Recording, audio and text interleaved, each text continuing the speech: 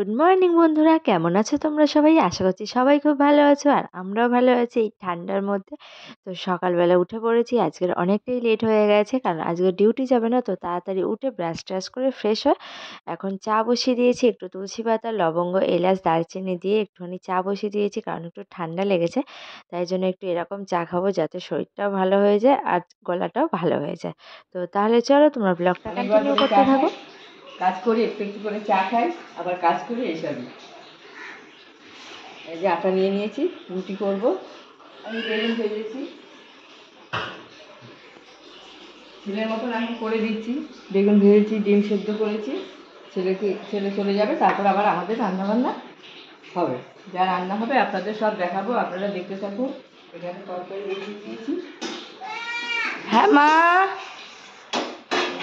আসছি বাবা। দুটো তরকারি বসিয়ে দিয়েছি।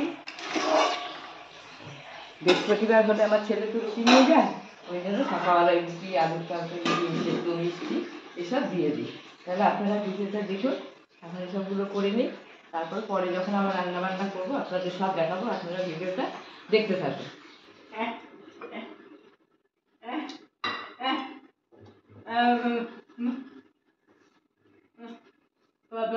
আটাটা তাহলে মেখে নিই, তারপর তোমার সাথে কথা বলবো। আটা মাখা হয়ে গেছে। আটা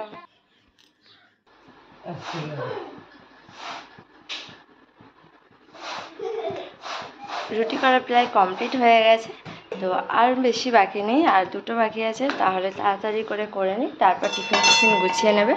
অলরেডি 10টা বেজে গেছে, রুটি বানানো শেষ। তাহলে চলো,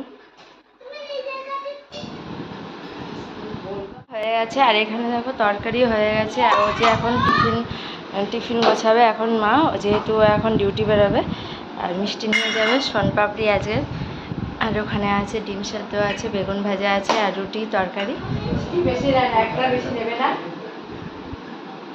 কোনো জিনিস বেশি খাবেন, একটু একটু খাবেন।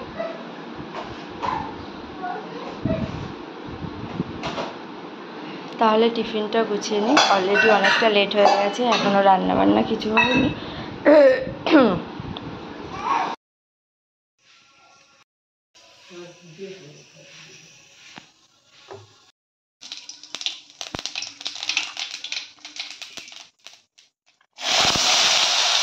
আজকে বানাচ্ছি তরকা, লঙ্কা সব একসঙ্গে দিয়ে দেবো।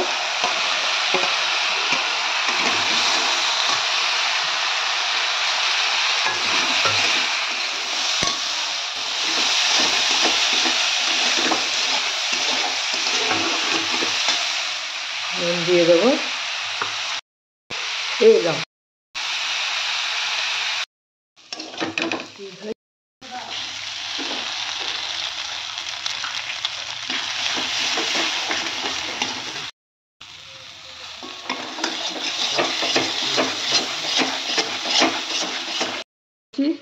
কোনোদিন তরকা বানাইনি, আজকেই ফার্স্ট বানাচ্ছি, করে দেখি কেমন হয়।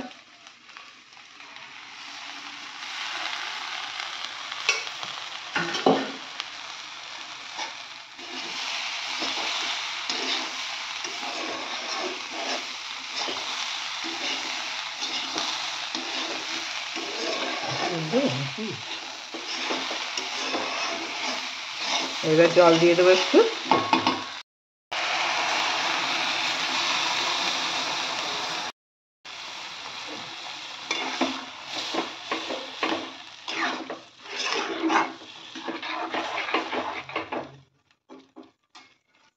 বেশি জল দেবো না,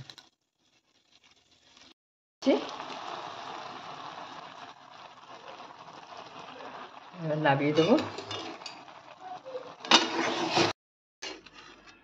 হয়ে গেল আমার তরকা।